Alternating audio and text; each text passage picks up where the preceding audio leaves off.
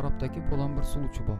Bizler toy soğutmuz. Adamlar takoy toy bolotan da takoy maşını toy. Hemme visolu gülüp oynayıp şatlanıp. İçeride Gio Momas ölüp kalan. Seriöz mü? İto yine şu Momas'ın yok alan şunu cenazeni bildirmeyecek bolup yine şu toy gülüp şatlı doğum bilen alaşsız devam etti. Yaman zanaydı. Yani açacak zaten ben kraktan şunu gördüm ben. Toy boloda. Evin içinde cenaze var. Deştek köçede toy boloda. Prem toy bolan günü öldü. Şu toy ucu gelin Geo sahneye çıktı. Toyları başladı. Ucu mübarek partiden Momas'ını alıp çıkacak oldular Romalı yaptırmaya. Çıkmadı Momas. İçeriden bir Romalı çıktan içeride yatan dedi. Akaysa şu vakti ucu kutaran eke. Ben barak az bir komik bir zat adarsızda oyladım. Yok ben Komik indi zat kara hem adarsızda mezat oyladım. komik bolmaydı. Ben Aa.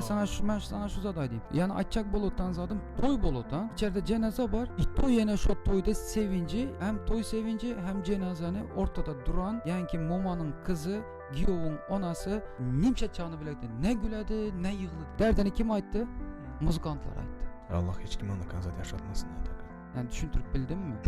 Şunu indi artistlerin burada şunu bildirmeyecek olup ört etmek için tak o canımıza göre hizmet ettik. Türklerde bir de gap var ha bilesmi? Bu helva dedi. Özün oyunda pişen vakti damağa şirin gelmedi dedi. Başkasının oyunda pişen vakti damağından şirin öten dedi. Bunlar da adam ölse oyunda helva pişiredi ya. Ha doğru. Düşünüyorsunuz mu? Ben bu zatı hiç düşünmedim.